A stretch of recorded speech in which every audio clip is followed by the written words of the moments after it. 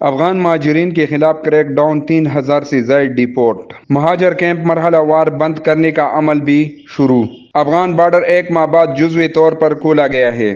سخت سیکیورٹی انتظامات میں مختلف جیلوں اور حراستی مراکز سے مہاجرین کو بارڈر منتقل کیا جا رہا ہے۔ خیبر پختونخوا میں غیر قانونی مقیم افغان مہاجرین کے خلاف کارروائیاں تیز کر دی گئی ہیں، جس کے تحت 3,000 سے زائد افراد کو ڈیپورٹ کر دیا گیا ہے، جبکہ مہاجرین کے کیمپوں کو مرحلہ وار بند کرنے کا عمل بھی شروع کر دیا گیا ہے۔ ذرائع کے مطابق افغان بارڈر ایک ماہ بعد جزوی طور پر کھولے جانے کے بعد ڈیپورٹیشن کی عمل مزید تیز کر دیا گیا ہے۔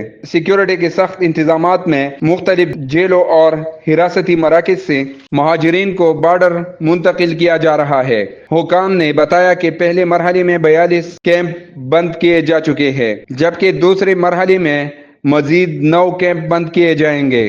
مجموعی طور پر صوبے میں 50 سے زائد کیمپ ختم کرنے کی منصوبہ بندی کی گئی ہے۔ ماہرین کے مطابق اس اقدام سے سیکیورٹی صورتحال بہتر ہو سکتے ہیں، تاہم انسانی حقوق کے حوالے سے بھی سوالات اٹھائے جا رہے ہیں۔